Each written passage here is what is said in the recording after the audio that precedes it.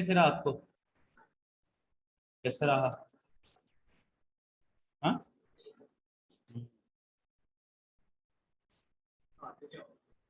तो यार बस ना मैं ना रात को गया हुआ था एक दावत पे। तो वहां से ना मैं खाना खा के तो सड़क पे भाभी अपने साथ रह रहा था। तो एक गाड़ी वाला आके ना उसने सीधा बाजू के मांगा। वो बाजू बेदे आने में जब चीज लगती है ना तो बड़ी पेन होती है। तो वो बस उसने मैंने ये मांगा वो नहीं नहीं वो तो नहीं कोई बस ऐसे थोड़ी बहुत पेन पेन तभी नहीं हुई थी। सुबह जब उठा हूँ एसी की हवा लगती रही है जिससे पेन होना शुरू हो गई। जी। क्या हाल है भाई? और तुम्हारा दूसरा साथी किधर है? गाँव गया हुआ है? उनके तो पढ़ना पढ़ना कोई नहीं। कब आएगा? हाँ, अच्छा अच्छा। ग्रुप में सारे ऐड हो ना? उस्मान नहीं ऐड? मैं आपको ऐड करवा दूंगा। एक उस्मान नहीं ऐड और एक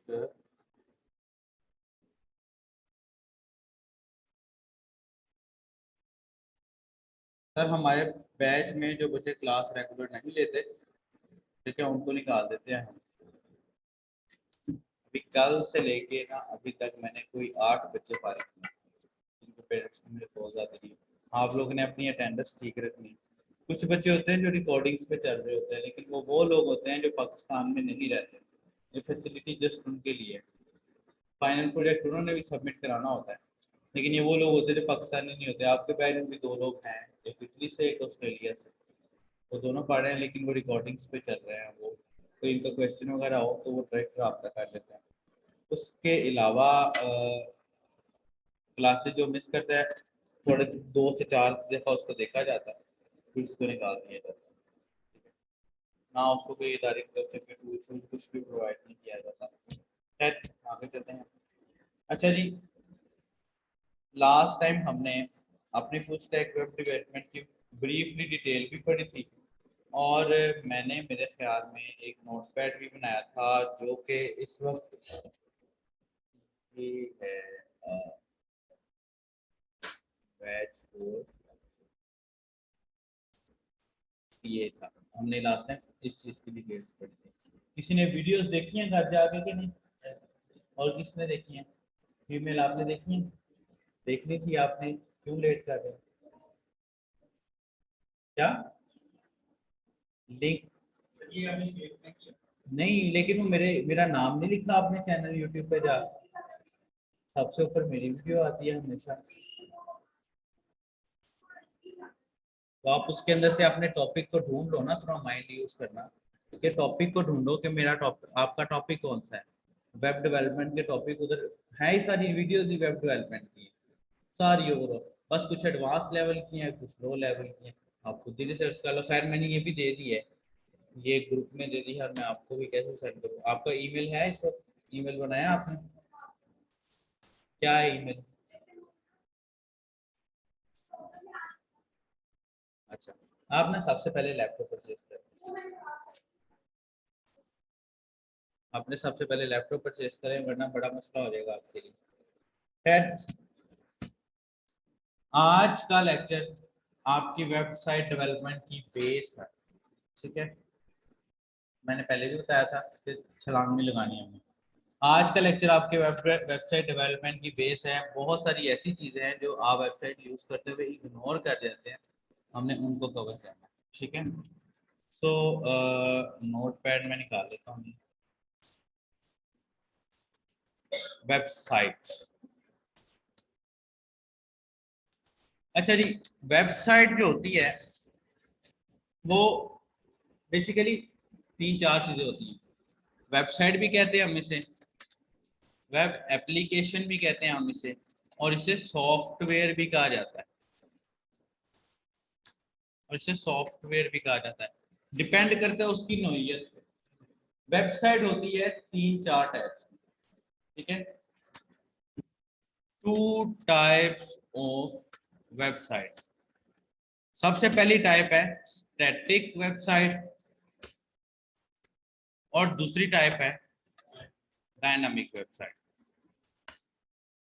स्टैटिक वेबसाइट वो होती है कि जिसके अंदर कंटेंट चेंज नहीं कर सकते, जैसे कि आपने किसी क्लाइंट को ये वेबसाइट बना के दी है कोई भी,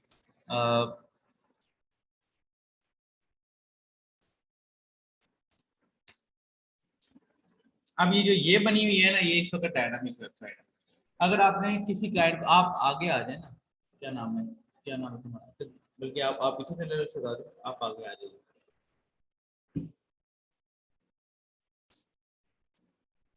अच्छा, बाकी के लोग कहाँ हैं?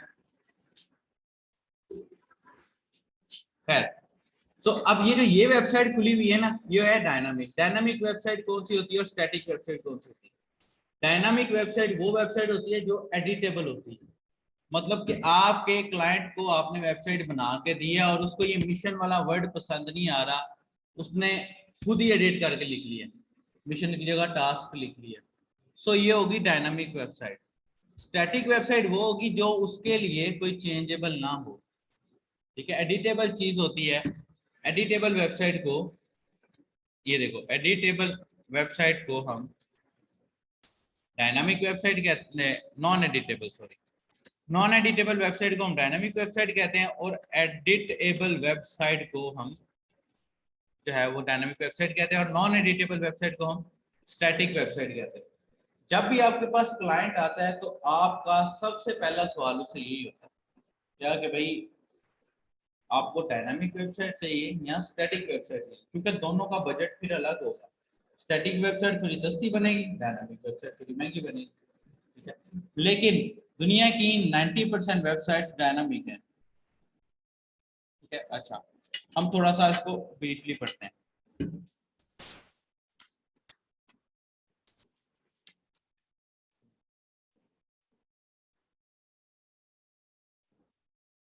अच्छा, अब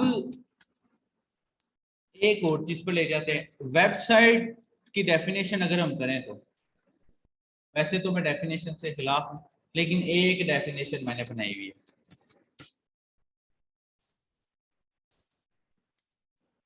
एक डेफिनेशन मैंने बनाई हुई है, वो है जी, वेबसाइट डेफिनेशन क्या है, अभी मेरे बैठे बैठे मेरे दिमाग में, collection of web pages is called website। कि बहुत सारे पेजेस, वेब पेजेस मिलते हैं तो एक वेबसाइट बनती है। जैसे वर्ड के पेजेस, एमएस वर्ड के पेज वर्ड होते हैं, और दूसरे नोटपैड के पेजेस नोटपैड होते हैं।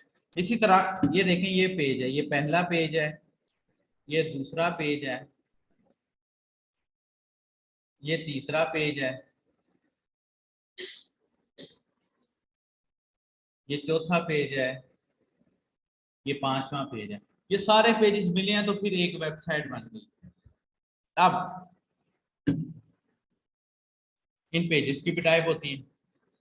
एक वेबसाइट ऐसी भी होती है जो सिंगल पेज होती है, सिंगल पेज वेबसाइट, और एक वेबसाइट वो भी होती है जो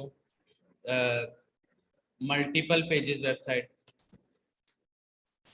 आप जिशान जहाँ काम करते हो उस वेबसाइट का नाम क्या है? मैथ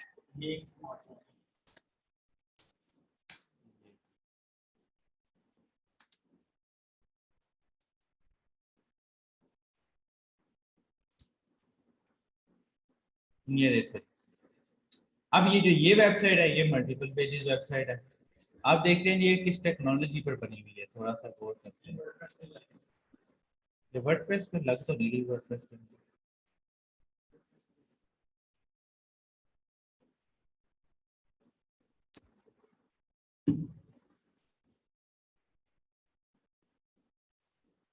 नहीं है, वर्डप्रेस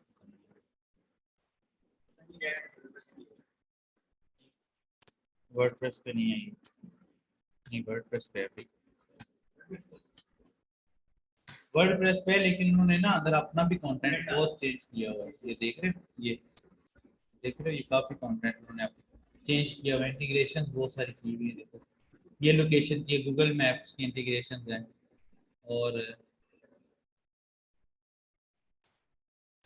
वैसे ऐसी कंपनीज को ना वर्डप्रेस पे वेबसाइट ही बनानी चाहिए, क्योंकि ये ज्यादा लॉन्ग टर्म नहीं होती। खैर, अब ये देखो, ये मल्टीपल पेजेस वेबसाइट है। अब क्योंकि ये वर्डप्रेस पे है तो ये डायनामिक वेबसाइट होगी। डायनामिक वेबसाइट कौन सी? जिसको हम एडिट कर सकते हैं। स्टैटिक वेबसाइट कौन सी है? जिसको हम एडिट नहीं कर सकते। अंडरस्टैंड? अच्छा, फिर collection of web pages is called website. पता लगा जी, हमारे पास एक सिंगल पेज वेबसाइट भी होती है और एक मल्टीपल पेज वेबसाइट भी होती है। अब हमें यह पता लगा कि वेबसाइट जब बनती है तो वेब पेजेस से मिलकर बनती है। वेब पेज होंगे तो वेबसाइट होगी, अदरवाइज वेबसाइट नहीं होगी। जैसे कि आप खोल लो दराज। दराज मेरी बड़ी फेवरेट वेबसाइट है, परचेजिंग के एतबार से नहीं। आपको पता है ये जो दराज वाली वेबसाइट है ये इन्होंने बनाई तो कोई नहीं, ये आपके मेरे जैसे एक डेवलपर ने, एक इंजीनियर ने अपना स्क्रिप्ट लिखा हुआ है जो इनको सेल कर देता है। मैं आपको ऐसी ही 10 वेबसाइटें दिखा सकता हूँ इधर, सेम इसी लुक वाली मैं आपको दिखाऊंगा। खैर ये देखें, अब ये वेबसाइट है। अब आप देखो जी, ये हमारा पहला वेब पेज, ये दूसरा वेब पेज, ये तीसरा वेब पेज, ये चौथा वेब पेज, ये सबसे पहले वाले वेब पेज पे आ गए। सो हमारा टॉपिक कहाँ था अभी? Types of website, dynamic website, static website, website की definition, collection of web pages is called website. अब वेब पेज क्या होता है और वेब पेज के पार्ट्स कितने कितने हैं, ठीक है, वो देखना है। आपने अगर ये चीज अंडरस्टैंड कर ली तो आपकी वेब डेवलपमेंट आसान हो जाती है, बिल्कुल। अच्छा जी, वेब पेज क्या होता है?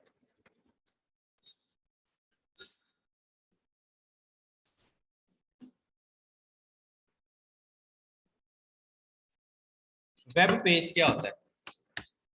पार्ट्स ऑफ वेब पेज लगा लो।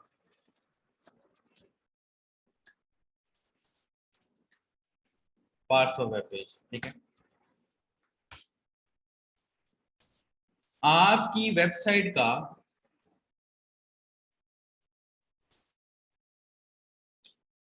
जो ये ऊपर वाला पार्ट होता है इसको बोलते हैं हेडर। हेडर, हेडर, ठीक है। तो मुझे पता लगा कि मेरी वेबसाइट का जो ऊपर वाला पार्ट है वो हेडर है।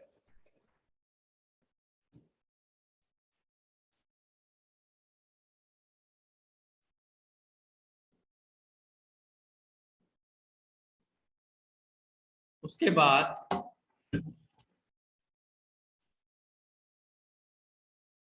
जो दरमियान वाला सारा पार्ट होता है, जो कुछ भी उसमें होता है, वो मेरे भाई होता है कंटेंट बॉडी, ठीक है, ये उसको बॉडी बोलते हैं। और जो सबसे नीचे वाला पार्ट है वो होता है फुटर।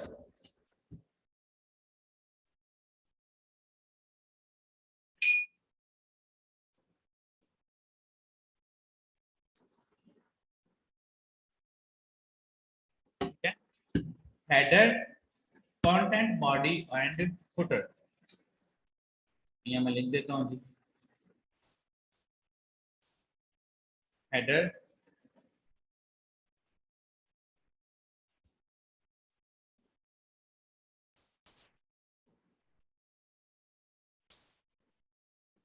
अब आपको एक ऐसी चीज दिखाता हूँ जो आपने शायद पहले कभी नोट ना की हो। कुछ बच्चों ने नोट की होगी लेकिन कुछ बच्चों ने कभी नोट की ही नहीं होगी। इसको बोलते हैं जी कंटेंट बॉडी, या खाली बॉडी बोल दे इसको, अपनी मर्जी। मैंने खुद ही पार्ट्स बनाए हुए हैं, आपको कहीं से मिलेंगे कोई नहीं, आपको जस्ट समझाने के लिए।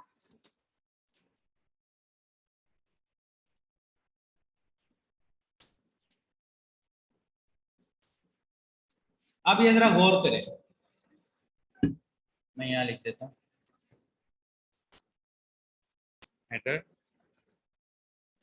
Body and footer.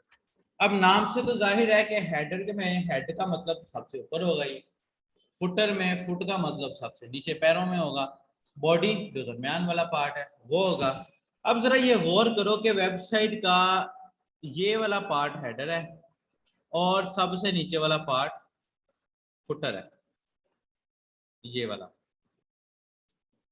Part footer है। अब जरा एक चीज गौर करना, ये वाला पार्ट, चलो ये पार्ट फुटर है, यहां से फुटर शुरू हो रहा है। अब मेरा भाई एक चीज गौर करना कि मैं जाता हूं इस पेज पे,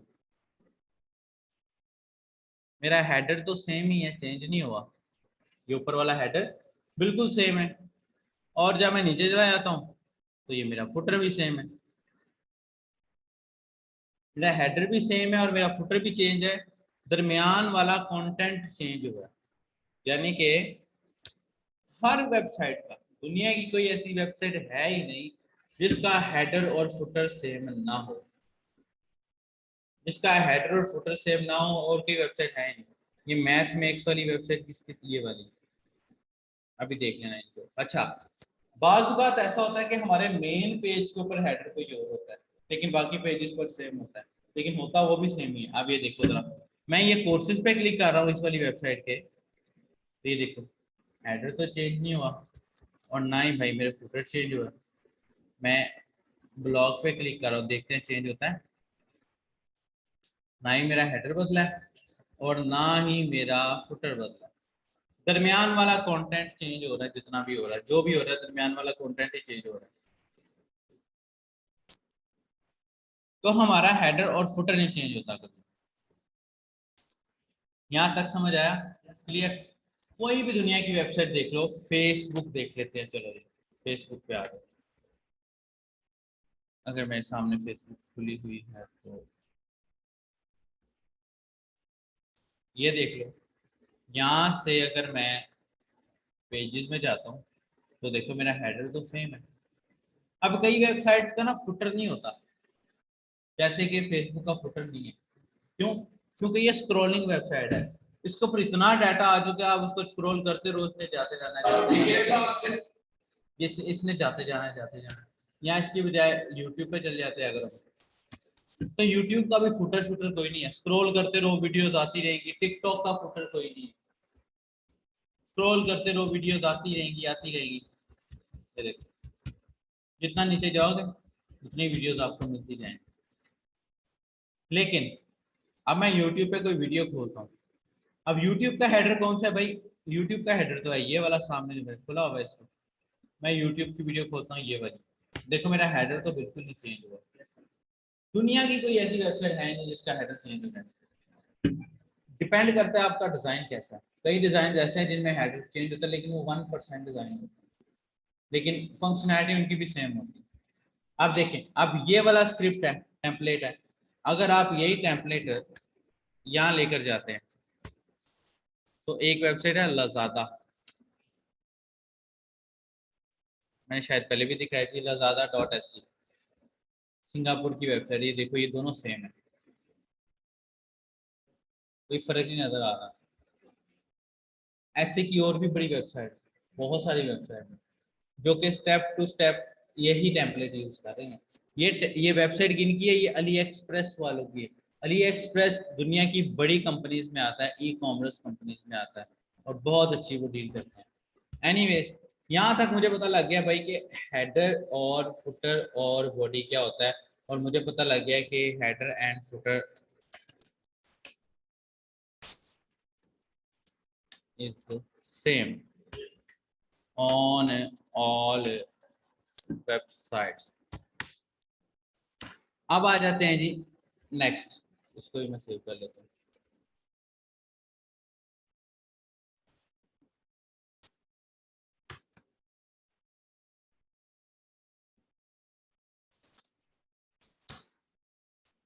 बस ठीक है,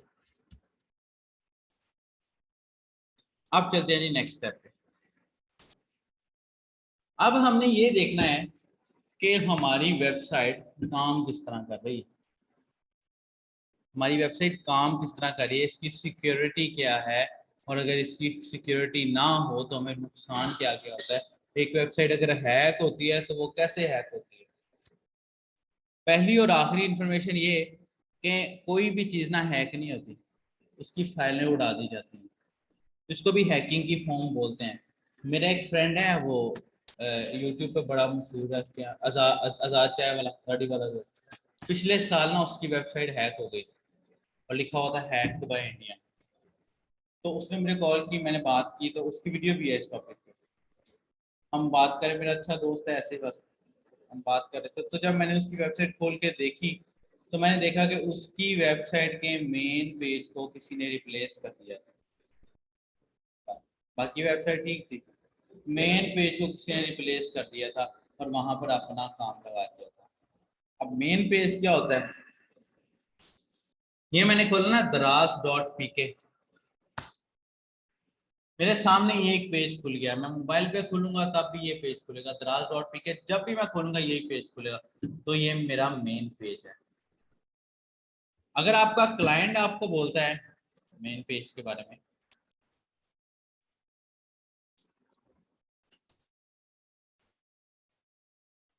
अगर आपका क्लाइंट आपको बोलेगा जी कि मेरा मेन पेज क्या है, तो क्लाइंट की लैंग्वेज में इसको हम बोलेंगे लैंडिंग पेज।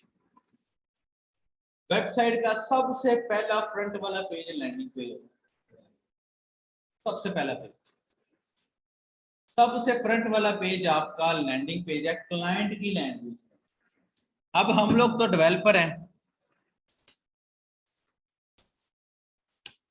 ये जी 4 क्लाइंट्स, अब 4 डेवलपर्स। अब हम लोग तो भाई डेवलपर है, हम क्या करें, हमारे लिए इस पेज का नाम है इंडेक्स पेज। जो मैंने कल फाइल बनाई थी index.html की फाइल, तो हमारे लिए ये पेज इंडेक्स पेज। जब मैं आप या आपका जहाँ आप काम कर रहे हो, आपको आप किसी से बात कर रहे हो या आपने किसी को काम दिया उसको बोलोगे, तो आप मेन पेज की बजाय आप बोलोगे यार इसका इंडेक्स पेज किधर है, मुझे नहीं नजर आ रहा। यानी कि अब के बाद आपके सामने अगर ये पेज खुल रहा है तो आप लोगों की लैंग्वेज में ये जो पहला सफा खुला है ये कौन सा पेज है, इंडेक्स पेज है। ये लैंडिंग पेज नहीं है, ये हमारा इंडेक्स पेज है। सबसे पहला रूल अब अपने इसका याद कर, ठीक है। क्लाइंट आपको बोलेगा तो वो लैंडिंग पेज होगा। अगर कोई क्लाइंट आपसे बोलता है कि जी I want to design my landing page, तो इसका मतलब है कि वो अपने इंडेक्स पेज की बात कर रहा है, ठीक है। फाइल को मैं सेव कर लूं,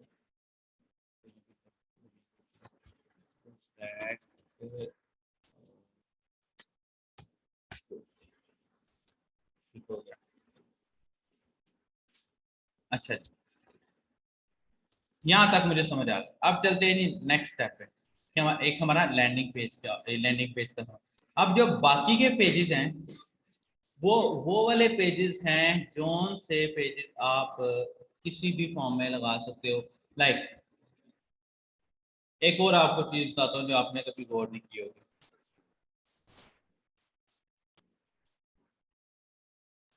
ठीक है। ये हमारे रूल्स हैं कुछ, ये रूल्स आपने याद रखने हैं। पहला रूल था हमारा ये वाला कि वेबसाइट का हेडर एंड फुटर हमेशा सेम रहेगा। अब अगला रूल लिखा लो, आपको दुनिया में ऐसी कोई भी वेबसाइट नहीं मिलेगी जिनमें जिसमें ये पेजेस ना हो, कोई भी वेबसाइट। अच्छा, लैंडिंग पेज को जो क्लाइंट्स हैं वो होम पेज भी बोलते हैं, क्योंकि हमारा सबसे मेन पेज है ना, इसको होम पेज भी बोलते हैं, इसको लैंडिंग पेज भी बोलते हैं, लेकिन हमारी जुबान में ये इंडेक्स पेज है। अब ये रूल नंबर 2 ये है जी कि आपको दुनिया में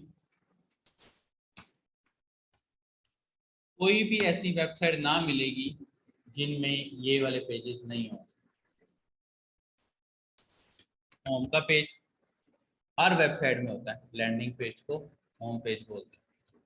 अबाउट या अबाउट अस हर वेबसाइट में होता है।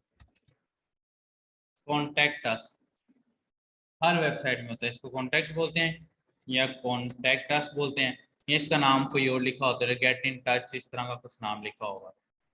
उसके बाद प्राइवेसी पॉलिसीज का पेज, ये भी आपको हर जगह मिल जाएगा।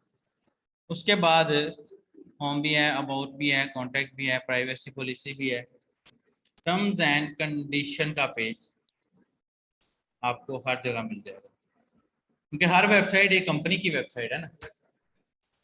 उसके अलावा बस ये पेजेस वो पेजेस हैं। यहाँ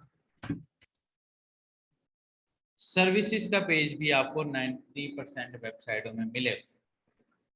तो यानी कि जब आपके क्लाइंट ने आपको बोला I want to create my website, तो आप समझ लो ये वाले 5 पेजेस 6 पेजेस आपने तो बनाने ही बना, जो मर्जी हो जाए, आपकी कॉस्ट इधर से शुरू होती है। अब देखते हैं क्या है बाकी ऐसा। ये दराज का जो मेन पेज है, ये तो मेरा है लैंडिंग पेज, अंडरस्टैंड। अब अगर हम आगे चलते हैं देखते हैं जी अबाउट पेज क्या है। अबाउट पेज का आपको लिंक यहाँ तो नहीं नजर आएगा, लेकिन अगर मैं इसके फुटर में चला जाता हूँ तो ये देखो भाई, ये अबाउट अस का पेज लिखा हुआ है। उसके बाद ये कॉन्टेक्ट अस का भी पेज बना हुआ है। उसके बाद कहाँ है प्राइवेसी, ये प्राइवेसी पॉलिसी, ये टर्म्स एंड कंडीशन का भी पेज बना हुआ है। यानी कि होम 1 2 3 4 5। अब सर्विसेज का पेज इसमें नहीं। अब सर्विसेज का पेज इसमें क्यों नहीं? डिपेंड करता है कि आपकी वेबसाइट किस चीज की है। ये वेबसाइट एक चलता फिरता शॉपिंग मॉल है, ये कोई सर्विसेज प्रोवाइड नहीं कर रहा, ये प्रोडक्ट सेल कर रहा है। लेकिन क्या नाम था उस वेबसाइट का आपके वाली? मैथ में स्मार्ट। इनके पास देखो भाई सर्विसेज का पेज है, होना चाहिए इनका पेज।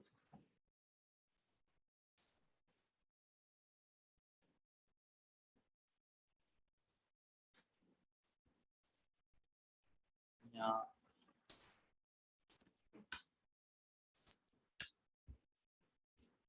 अच्छा, हर वो वेबसाइट जो किसी कंपनी की वेबसाइट है जिन्होंने अपनी रिप्रेजेंटेशन के लिए बनाया हुआ है, उनकी देखो ये सर्विसेज का पेज है, उनका सर्विसेज का पेज होगा। लाइक इसको दो पार्ट्स में डिवाइड करो। अगर तो साइट प्रोडक्ट सेल कर रही है तो उसकी वो सर्विस ही नहीं है, वो आप दुकान पे जाते हो चीज लेके आ जाते हो। लेकिन फॉर एग्जाम्पल हमारी प्रॉपर्टी डीलर की वेबसाइट है, तो प्रॉपर्टी डीलर एक सर्विस प्रोवाइड कर रहा है। तो सर्विस क्या प्रोवाइड कर रहा है, मैं निशान को नहीं जानता, मैं इससे प्लॉट नहीं लूंगा, फिर मैं प्रॉपर्टी डीलर को दरम्यान में बिठाऊंगा, मुझे इससे लेकर तो। और कल को अगर ये कोई ऊंच नीच करता है तो प्रॉपर्टी डीलर जिम्मेदार होगा, मैं जिम्मेदार नहीं होगा। मैंने डीलर से कहना कि भाई किधर है, इसने क्या किया मेरे साथ। सो जब डीलर प्रोवाइड करते हैं वो सर्विसेज होती हैं। या लकड़ी का काम हो रहा है, मैंने किसी लकड़ी वाले को हायर करना है, या उबर करीम है, मैंने उसको हायर करना है, तो वो सर्विसेज है, क्योंकि वो हमें सर्विस दे रहे हैं। लेकिन अगर हमने किसी वेबसाइट से चीज जाके परचेज करनी है, सो वो ऑनलाइन स्टोर वेबसाइट होगी। सो रूल नंबर 1, वेबसाइट का हेडर और फुटर सेम होता है हमेशा। रूल नंबर 2, सारी की सारी ये जो वेबसाइट हैं उनमें ये पेजेस कॉमन है ऑलमोस्ट, ठीक है। अच्छा जी, ये रूल 3 लिख लो आप। रूल नंबर 3 क्या है, ये अपने दिमागों में लिख लो। रूल नंबर 3,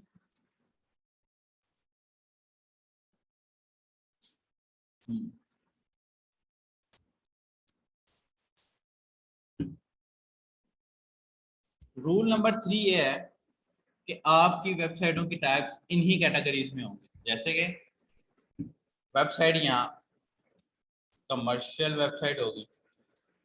कमर्शियल वेबसाइट कौन सी है? ये जो इस वक्त मेरे सामने खुली हुई है,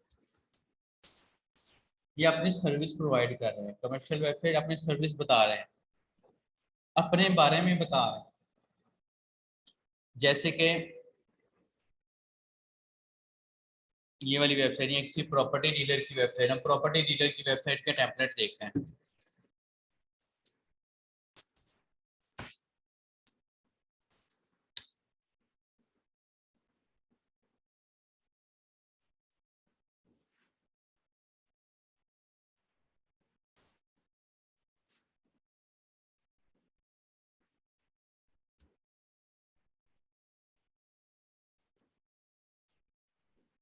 प्रॉपर्टी डीलर्स की एक चलता फिरता प्रॉपर्टी डीलर है हमारे पाकिस्तान में वेबसाइट के नाम पे। कौन सी वेबसाइट है पता है किसी को? जमीन डॉट कॉम। एक वेबसाइट और भी चल रही है आजकल, इधर आना, बटे मैंने बोर्ड लगे हुए हैं।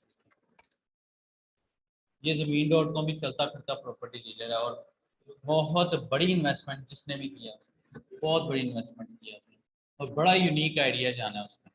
किसी ने, ये देखो HBL का स्पॉन्सरशिप का मतलब पता है आपको? इस पर्सन को पर डे जस्ट HBL वाले 1 लाख रुपया देते होंगे।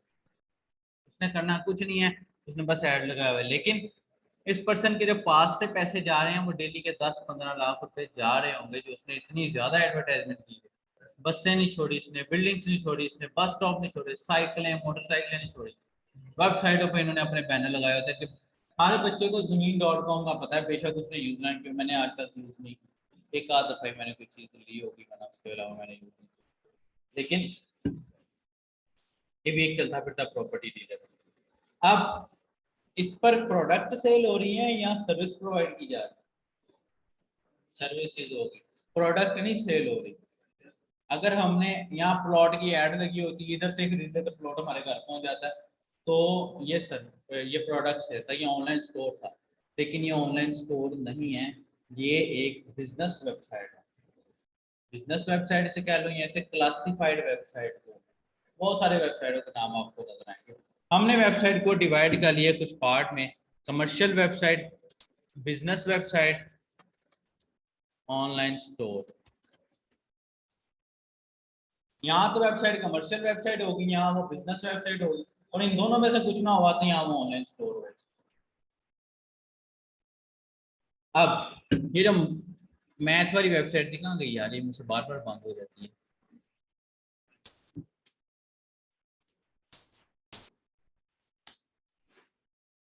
अब ये जो ये मेरी मैथ वाली वेबसाइट है भाई, ये वेबसाइट क्या है, सर्विस प्रोवाइड कर रही है या प्रोडक्ट सेल कर रही है? सर्विसेज प्रोवाइड कर रही है। लेकिन अगर यही वेबसाइट रिकॉर्डेड कोर्स दे रही होती तो वो क्या था, वो प्रोडक्ट था। अगर इस वेबसाइट पे हम जाते और जाते साथ क्लिक करते हैं, हमें कोर्स मिल जाता है, जैसे यूडेमी पर मिलता है। यूडेमी का पता है किसी को? यूडेमी एक वेबसाइट है जहां आपके पास कोई भी स्किल है, आप उसको रिकॉर्ड करके सेल कर सकते हो। यूडेमी, मेरे यूडेमी पे इंग्लिश लैंग्वेजेस में लेक्चर हैं। हम, मेरा एक दोस्त है यूट्यूब पे, हिंदू है, सार्थक नाम है उसका, इंडिया में रहता है, भोपाल में। हम दोनों ने एक कोर्स बनाया लारावेल पे, लारावेल जो हमने पढ़नी है इंशाल्लाह आने वाले दिनों में। हम दोनों ने कोर्स बनाया उसके ऊपर ना, ये 2017 की बात है। आधा उसका था, आधा मेरा था, कुछ पार्ट उसका था, कुछ मैं इंग्लिश लैंग्वेज में हमने बनाया, हमने उसको यूडेमी पर डाला। $12 का हमने वो कोर्स डाला, 2-3 महीने सेल ही नहीं हुआ, किसी बंदे ने नहीं लिया। हमने दादी रखा, चलो कोई बात नहीं, फेल हो गया ना हो गया, यूट्यूब पे डाल देंगे, लोगों का भला हो जाएगा। एक दिन सुबह उठे हैं 10 लोगों ने परचेज किया हुआ, फिर 15, फिर 20, फिर 25, फिर 30, फिर 40, फिर 50, और आहिस्ता आहिस्ता वो ऑलमोस्ट कि 100 कुछ लोगों ने परचेज कर लिया हुआ था। और विद इन अ मंथ, 3 महीने तो वो सेल ही ना हुआ, चौथे महीने 150 लोगों ने परचेज कर लिया हुआ, तो उससे हमने पैसे भी निकलवाए, आधे आधे कर दिए। फिर लारवेल का नया वर्जन आ गया, हमने रिकॉर्ड ही नहीं किया। तो ये चीज हमें प्रोडक्ट सेल करिए, जैसे $11 का कोर्स का complete JavaScript course 0 to expert. अब हमारे एशियन लोगों के लिए या ओवरऑल सबके लिए रिकॉर्डेड कोर्स से समझ किसी को नहीं आता। रिकॉर्डेड कोर्स बड़े यूट्यूब पे पड़े, मेरी भी फुल स्टैक डेवलपमेंट की आपकी इंडायरेक्टली तो दूसरे चैनल चुनने से मिल जाएंगी सारी वीडियो, लेकिन आपको समझ नहीं आएगा। आप मेरे सामने बैठे हो, आपको एक नॉलेज वो होता है जो कि टीचर वैसे प्रोवाइड करते, सामने वाला बंदा होता है ना, उसके फेस इंप्रेशन से पता लग रहा होता है क्या रुक है, वो फेस इंप्रेशन भी एक नॉलेज होता है जो आपको मिल रहा होता है। तो ये थोड़ा सा फर्क है। जब कोई चीज, कोई प्रोडक्ट सेल हो रही है तो वो ऑनलाइन स्टोर होगा, अगर वो सर्विस है तो वो बिजनेस वेबसाइट होगी। और अगर सर्विस डायरेक्टली बाय कर जा रही है, जिस तरह ये है या जिस तरह ये है, अब इसको हम कमर्शियल वेबसाइट बोलेंगे। लोग इसके ऊपर ऐड लगाते हैं और बेच देते हैं, कमर्शियल वेबसाइट या क्लासिफाइड वेबसाइट। OLX जब आई थी ना, OLX का तो सबको पता है सबको।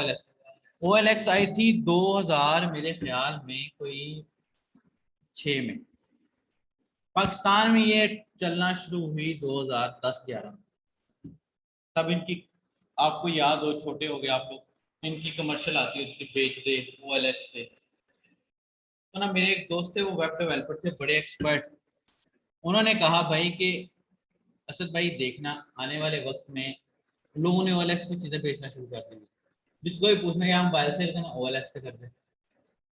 उसने मुझे बताया कि भाई आने वाले वक्त में इस वेबसाइट ने पेड हो जाना है, ये फ्री नहीं रहेगी। ये वेबसाइट पाकिस्तान की नहीं है, ये इंडिया में भी चलती है, ये फिलिपाइन में भी चलती है, मलेशिया में, इंडोनेशिया में, कंपनी है कि लेकिन डिफरेंट मुल्कों में चल रही है, और हर मुल्क के अंदर जिसका पैनल बैठा हुआ है, सिर्फ इनका एक ऑफिस होता है, कोई ब्रांच नहीं होती, चल वेबसाइट रही। उसने मुझे कहा था कि आने वाले वक्त में ना इसने पेड हो जाना है, देख लेना। अब अगर अब आके वो ये पेड होगी भी है, पता होगा आपको, ऐड लगाने होते हैं तो पैसे देने पड़ते हैं, लेकिन अब आकर ये पेड हुई है पिछले कोई 1 साल से। तो पिछले 10 सालों से ये चल रही थी, तो क्या वेबसाइट वाले को कोई फायदा नहीं हुआ होगा? वेबसाइट वाले ने लगाया मैं अपनी वेबसाइट पे ये ऐड, इसको पर मंथ कोई 1-1.5 करोड़ पे इनकम जा रही हो। अब 1-1.5 करोड़ कैसे बन रहा है? इस वेबसाइट पे ट्रैफिक इतनी ज्यादा है, जितनी ट्रैफिक उतनी इनकम, जितनी कम ट्रैफिक उतनी कम इनकम। हम हफीज सेंटर पे जाते हैं तो आप मोबाइलों के बोर्ड लगे हुए देखते हो, वो बोर्ड वाले पर डे पैसे पे करते हैं। एक मोबाइल है, लाहौर का एक लड़का है, गुलबर्ग में रहता है, बट मोबाइल का किस किसको पता है? ये लाहौर का एक लड़का है, ये इधर ही रहता है। इस पर्सन की मंथली इनकम ऑलमोस्ट 90 लाख रुपए है, और ये इतनी गंदी वेबसाइट बनी हुई तो इसका हिसाब कोई नहीं। लेकिन इसके ऊपर डाटा इतना ही है, चल इतनी रही है, जिसने भी मोबाइल परचेज की वेबसाइट देखनी होती है वो डायरेक्ट बटन मोबाइल पर देख लेता है। एम बंदा पढ़ा लिखा भी नहीं है यार, तुम बटन मोबाइल से प्राइस चेक कर लो। अब देखो ये ओप्पो वाले नया मोबाइल निकाल रहे हैं F21, उन्होंने जी स्पॉन्सर दिया हुआ है, इसको ऐड लगा हुआ है। अब ये स्प्राइट वालों ने बफर ऐड लगाया हुआ है इसकी वेबसाइट पे, जो सा पेज खोलोगे आपको अंदर से ऐड ही नजर आएंगे। ये देखो, ये देखो, ये देखो, इस पर्सन की मंथली इनकम 90 लाख रुपए है। 70 लाख तो मैंने देखी हुई है इसकी इनकम, मैंने खुद देखी हुई है। ऐसे लोग मेरे बड़े अच्छे जानने वाले हैं, मैं उनकी आपको आपको उनसे सेशन भी करवाऊंगा इंशाल्लाह ताला। मेरा एक और फ्रेंड है, वो ना नॉवेल्स की वेबसाइट है उसकी, उसकी मंथली वेबसाइट की इनकम आती है 25,000 डॉलर। आधे पैसे मेरे अकाउंट में आते हैं, आधे उसके अपने अकाउंट में आते हैं, फिर मैं उसको ट्रांसफर कर देता हूँ। एक वेबसाइट आपको इतनी इनकम देती है, अगर आपने किसी क्लाइंट का काम नहीं भी करना, फिर भी मैं आपको दिखाऊंगा स्क्रीनशॉट। अच्छा जी, रूल नंबर 1 पता लग गया जी, वेबसाइट का हेडर और फुटर सेम होता है। रूल नंबर 2 पता लग गया, होम अबाउट वाले सारे पेजेस से। मैं रूल नंबर 3 पता लग गया कि वेबसाइट जो है वो इन टाइप्स की होती हैं, इन कैटेगरियों से बाहर वेबसाइट नहीं होती, इन कैटेगरी से बाहर वेबसाइट नहीं होगी कभी भी। अच्छा, rule number 4, website should be responsive. आपकी वेबसाइट रिस्पॉन्सिव होनी चाहिए। रिस्पॉन्सिव किसे बोलते हैं? जिस मर्जी मोबाइल पे खोलो उसका व्यू ना बदले। आपने आज से कोई 5 साल 10 साल पहले या 6-7 साल पहले फेसबुक जब खोलते थे मोबाइल पे, उसका व्यू ये अजीबो गरीब सा होता है, अब कोई और आता है। यहाँ ये मैथ वाली वेबसाइट, ये यूडेमी है, मैं इसको मोबाइल पे खोलता हूँ,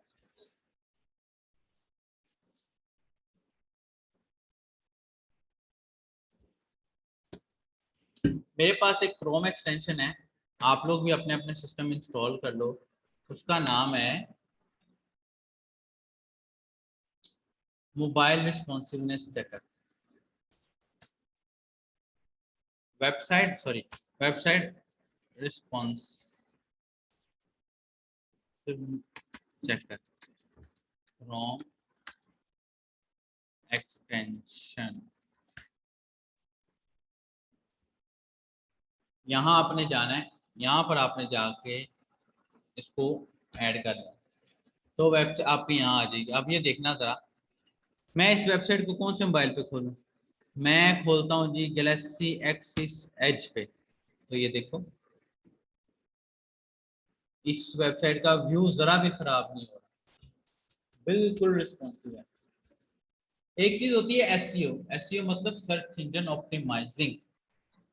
वेबसाइट को अपने कॉम्पिटिटर्स के हिसाब से ऊपर लेकर आने के लिए ये जरूरी है कि आपकी वेबसाइट कितनी अच्छी चल रही है। अगर आपकी वेबसाइट रिस्पॉन्सिव नहीं है और आपके कॉम्पिटिटर की वेबसाइट रिस्पॉन्सिव है, तो लोग आपके कॉम्पिटिटर की वेबसाइट यूज करेंगे, आपकी वेबसाइट यूज नहीं करेंगे। आपकी वेबसाइट पे एरर आ रहे हैं, आपके कॉम्पिटिटर की वेबसाइट स्मूथ चल रही है, तो आपके जो यूजर्स हैं वो आपके कॉम्पिटिटर्स की वेबसाइट यूज करेंगे।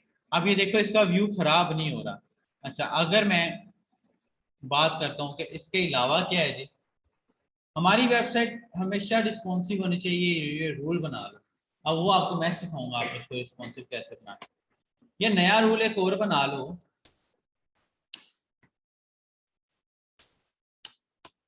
कि हमारी जो वेबसाइट है उसकी स्पीड ज्यादा होनी चाहिए।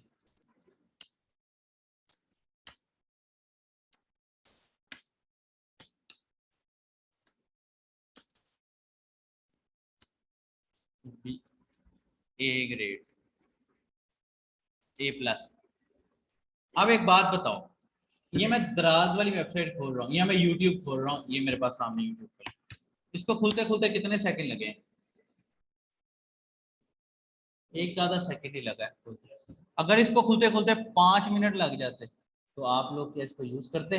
आपने इसको कभी नहीं यूज करना था, आपने कहना था ये स्लो ही पोर, कंप्यूटर स्लो हो जाए हम बदल लेते हैं, विंडोज स्लो हो जाए हम बदल लेते हैं, तो ये तो फिर भी है। अब सोचो कि आपकी बनाई हुई वेबसाइट स्लो हो गई, फिर क्या होगा?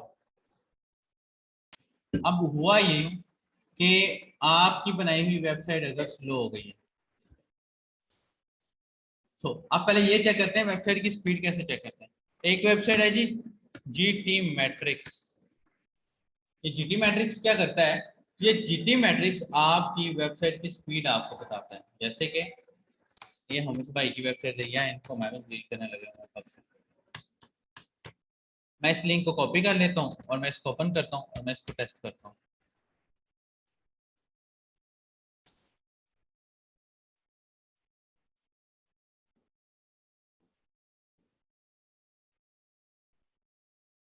ये पूरी वेबसाइट की फाइल्स वगैरह देख रहा है। ये देखो, ये साइट पे वेबसाइट खुल गई।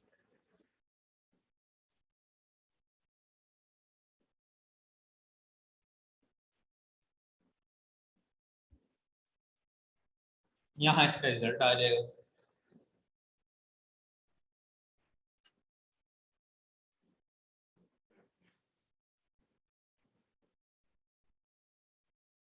वेबसाइट की स्पीड कितनी है?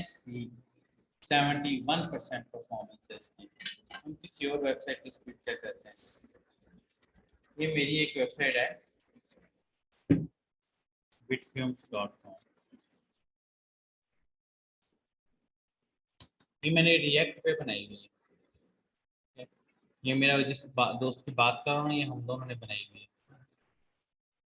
इस पर हम कोर्सेज सेल करते हैं, इंग्लिश में होते हैं ये सारे।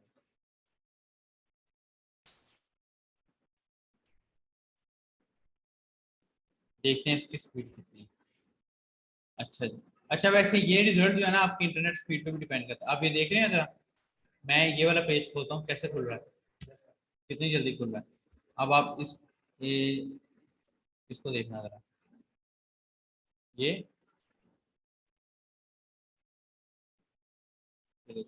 टाइम लिया है इसमें। ये देखो, ये टाइम लिया खुलने में। फर्क क्या है?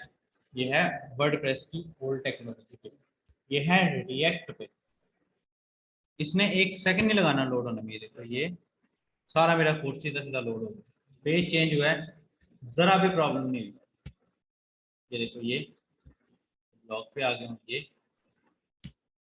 ये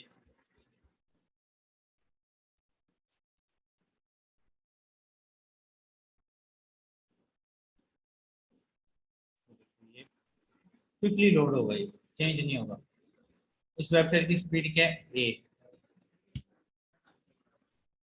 ये बनाने में लगे ऑलमोस्ट 4 तो महीने लगे, 4 महीने को बनाने में। मैंने अभी रिसेंटली एक सॉफ्टवेयर बनाया है, इंस्टीट्यूट मैनेजमेंट सिस्टम का। मैंने शायद आप लोगों को दिखाया है या नहीं दिखाया, मैं दिखाऊंगा इंशाल्लाह। वो मेरी सारी जिंदगी जमा होती है। मैंने जितना मेरा स्किल था, मैंने सारा का सारा गोल बुला के उसके अंदर डाल दिया।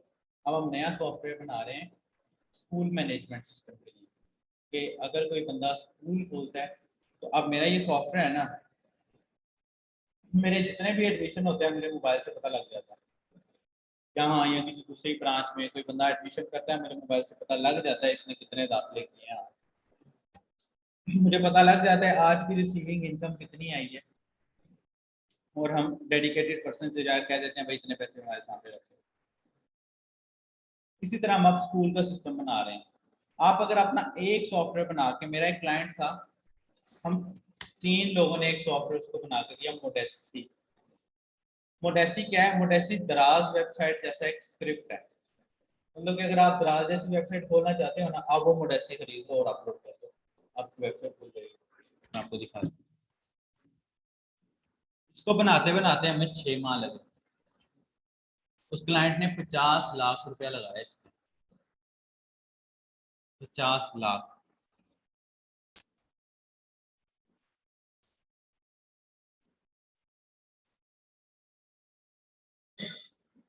ये है जी मोडेसी। वो इसको बेचता है $69 में, और ये टैक्स डाल के, ये देखो, ये सारा मेरे हाथों से बना हुआ है एडमिन पैनल की। उसके बाद मतलब कि अगर आपने दराज जैसी वेबसाइट खोली है ना, आप ये बाय करो और अपनी जो आपकी डोमेन और होस्टिंग है उस पर अपलोड करो। अब इसको ऑलमोस्ट $35,000 लगा था इसको बनाने, उस क्लाइंट का। देखते हैं उसने कमाए कितने। $69। ये साउथ अफ्रीका का बंदा है मेरा जो दोस्त है, क्लाइंट है मेरा। प्लस $20 इसका टैक्स लगता है, $89।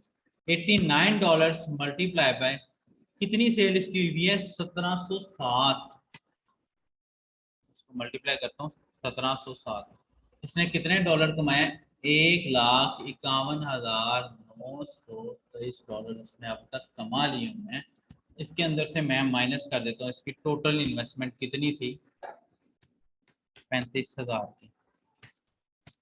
तो ये इसकी प्रॉफिट है। इससे ये कितने पैसे बनते हैं भला? ये कम से कम 2 करोड़ रुपया बनता है, तो पिछले 1 साल के अंदर उसने कमाया। अब ये वो है जो इसने सेल करके कमाया।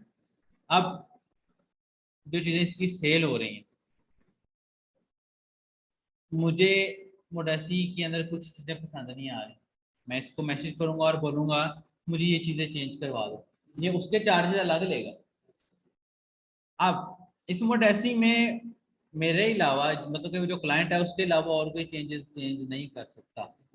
और जिस बंदे ने इसको एक बार खरीद लिया है, वो जस्ट एक ही दफा उसको यूज कर सकता है, उसके बार बार यूज नहीं कर सकता। समझ आ रहा है? सो अगर आपको जॉब भी नहीं मिलती, अगर आप ऑनलाइन फ्रीलांसिंग भी नहीं करना चाहते, तो फिर आप एक अपना टूल बनाकर भी शेयर कर सकते हैं, ये सॉफ्टवेयर। अब मैंने जो इंस्टीट्यूट मैनेजमेंट सिस्टम बनाया है, ये दुनिया का पहला इंस्टीट्यूट मैनेजमेंट सिस्टम है जो मैंने बनाया है। इससे पहले अभी तक इंस्टीट्यूट मैनेजमेंट सिस्टम किसी कंपनी ने नहीं बनाया। मैंने एक कंपनी से एस्टिमेट लिया, उन्होंने मुझे 15 लाख रुपए बताया, तो ये 15 लाख लगेगा और 4 माह लगेंगे। मैं अकेला बना रहा था, मुझे बनाते बनाते 1 साल लगा। फिर आपके जैसे स्टूडेंट्स मेरे साथ मिल गए, तो हमने बहुत जल्दी उसको बना दिया। 1 साल के अंदर अंदर हमने उसको बना लिया। बहुत बड़ा सॉफ्टवेयर, मैं आपको दिखाऊंगा। अब नेक्स्ट स्टेप हम क्या करते हैं, हम अलग अलग इंस्टीट्यूट्स के पास जाते हैं, जो पाकिस्तान के बड़े इंस्टीट्यूट्स हैं या यूके यूएसए के बड़े इंस्टीट्यूट्स हैं। हम उनसे बोलते हैं हमने ये सॉफ्टवेयर बनाया है, आपकी सारी मैनेजमेंट हमारे इसके अंदर आ रही है, तो आपकी एक्सेल शीटों से जांच छूट जाएगी। आप इस सॉफ्टवेयर के ऊपर अपना सारे का सारा प्रोसेस लें। तो जिन्होंने खरीदा है वो तो चला रहे हैं, जिन्होंने नहीं खरीदा वो कम से कम पाइपलाइन में जरूर है, कि आने वाले 6 महीने या साल के अंदर वो हमें मैसेज करके कह देंगे भाई हमने भी खरीदा। पेपर वर्क से अब दुनिया ज्यादा मांग रही है ना। तो खैर, हमारी वेबसाइट की स्पीड A+ होनी चाहिए। अगर वेबसाइट की स्पीड अच्छी नहीं है, A ग्रेड कम से कम होना चाहिए, तो वेबसाइट जल्दी रैंक नहीं होगी। रैंक होना किसे बोलते हैं कि एक ही जगह पर 10 लोगों ने एक ही कारोबार शुरू कर दिया है, आपके अंदर वो कौन सी स्ट्रेटेजी है कि दूसरे लोगों से आपका कारोबार ज्यादा चलता है? वो कौन सी स्ट्रेटेजी है कि दूसरे लोगों से आपका कारोबार ज्यादा चलता है? तो वो स्ट्रेटेजी आपकी ये वेबसाइट बताती है। और फॉर एग्जांपल मैं यूट्यूब खोलता हूँ, डेली मोशन यूज करता है तो डेली मोशन भी एक वेबसाइट है यूट्यूब जैसे। हाँ, वो क्यों नहीं यूज करते, ये क्यों यूज करते? क्योंकि यूट्यूब का कंटेंट डेली मोशन के कंटेंट से 1000 गुना अच्छा है। ये देखो, इसको ओपन होते होते यूट्यूब से ज्यादा टाइम लग गया, फिर समझ नहीं आ रही है क्या चल रहा है। लेकिन जब मैं यूट्यूब खोलता हूँ, ये मेरे लिए बड़ा फ्रेंडली, मुझे समझ आ जाती है एग्जैक्टली कि चल क्या रहा है। अगर किसी और कॉम्पिटिटर की वेबसाइट देख लो, एक वेबसाइट है हमारी फेसबुक, लेकिन एक वेबसाइट हमारी रेडिट भी है। यूज करता है कोई इसको? क्यों नहीं यूज करता? क्योंकि वेबसाइट बड़ी यूजर फ्रेंडली है। फेसबुक को देख के पता लग जाता है भाई ये मैसेजेस हैं, ये सारा कुछ लिखा हुआ है, लेकिन रेडिट को देख के समझ ही नहीं आ रही है क्या कर रहा है। अब इसको वो लोग यूज करेंगे जो थोड़े से प्रोफेशनल। सो आपकी वेबसाइट अगर यूजर फ्रेंडली है,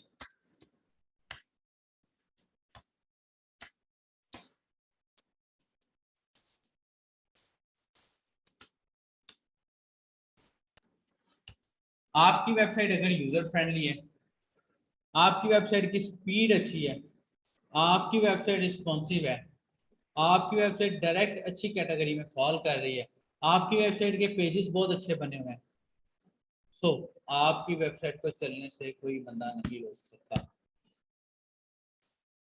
एक बात याद रखें कि अगर आप अपने क्लाइंट को अच्छी क्वालिटी प्रोवाइड करते हैं ना, तो वो उसके बदले में आपको अच्छी पेमेंट प्रोवाइड करेगा एंड इन फ्यूचर भी वो आपको याद रखेगा। अगर आपने अपने क्लाइंट को क्वालिटी वर्क नहीं प्रोवाइड किया, तो आपका क्लाइंट आपसे कभी भी काम नहीं कराएगा।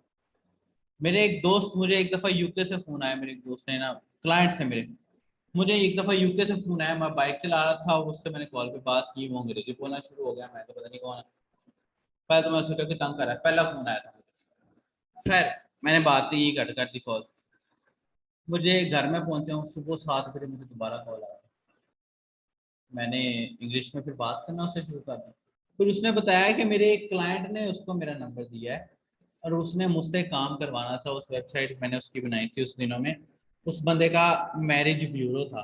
मैरिज ब्यूरो समझ जो रिश्ते कराते हैं, उसने वेबसाइट मुझसे बनवाई थी, मैरिज मिक्सर। अब मेरे ख्याल में बंद करवा दी हुई है उसने कंपनी वो, लेकिन marriagemixer.com के नाम से उसने एक वेबसाइट मुझसे बनवाई थी।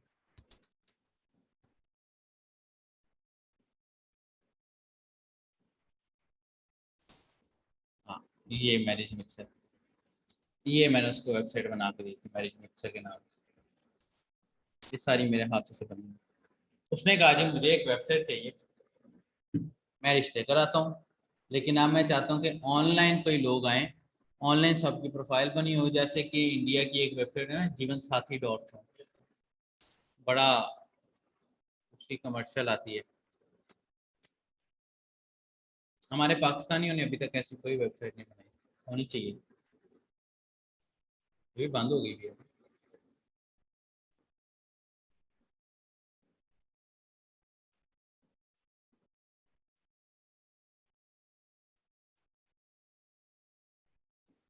खैर, उसने मुझे बोला कि भाई मैं रिश्ते वगैरह कराता हूँ, तो मुझे एक ऐसा सोल्यूशन निकाल के दो कि एक बंदा आए, वेबसाइट पे प्रोफाइल बनाए, अपना प्रोफाइल लगा दे, लोग उसको सर्च करें, देखें, अगर वो बंदा अच्छा है उससे बात करें, उससे बात करने के बाद अपना रिश्ता वहीं डन कर और मुझे मेरी पेमेंट मिल जाए।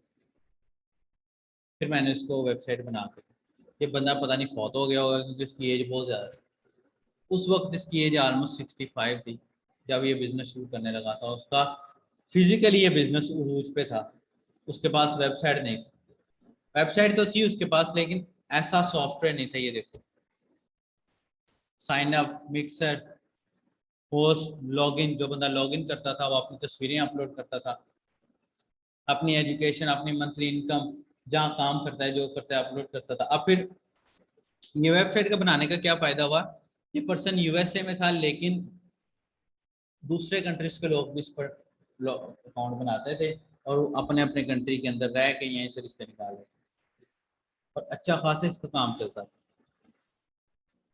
खैर, आप अगर अपने क्लाइंट को क्वालिटी वर्क प्रोवाइड करते हैं तो बेशक उसने आपसे $10 का ही काम लिया, लेकिन वो अगली दफा आपको $100 का काम ला के देगा।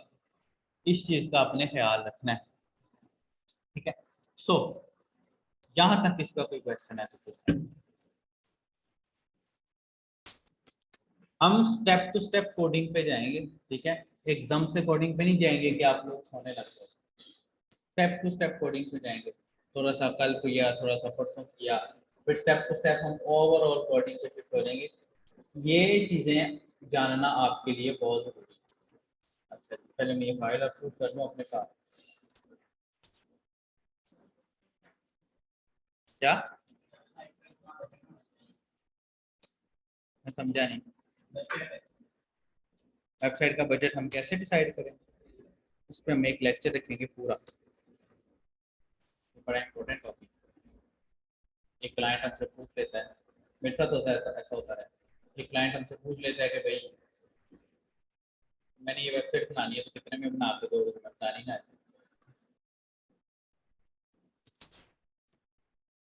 मैं दो फाइलें मिलेंगी, फिर मैं आपको आपका टास्क बताऊंगा। एक तो आप लोगों ने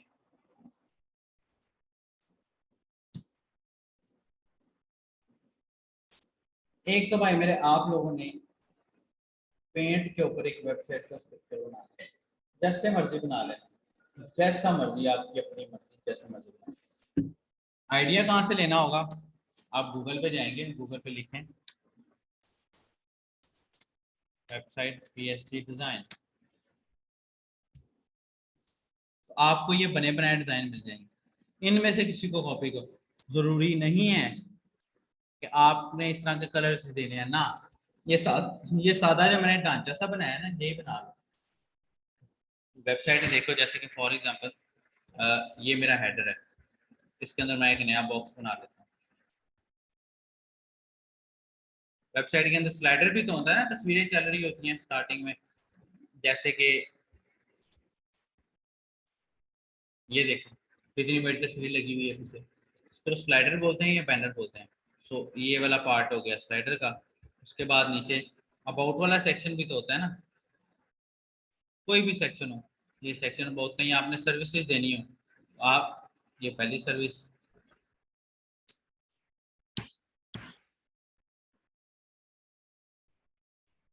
ये दूसरी सर्विस,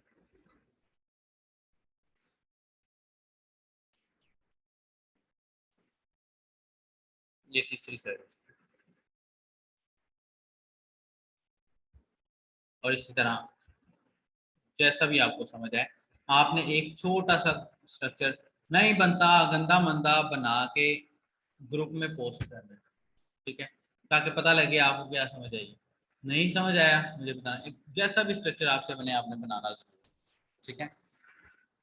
फिर हम नेक्स्ट देखेंगे। अच्छा, एक चीज में और गूगल के वो कल देखेंगे, ये मैं आप लोगों को प्रोवाइड कर देता हूँ, ठीक है। ये दो चीजें मैं आप लोगों को आज ही प्रोवाइड कर देता हूँ। जहाँ तक तो कोई क्वेश्चन है तो स्ट्रेट फॉरवर्ड पूछ लें, अगर ना समझ आए तो क्वेश्चन आपने उसी वक्त कर लेना है। बात बच्चे ना शर्म के मारे सवाल नहीं करते, और फिर जब सर पे आन पड़ती है फिर परेशान हो जाते हैं।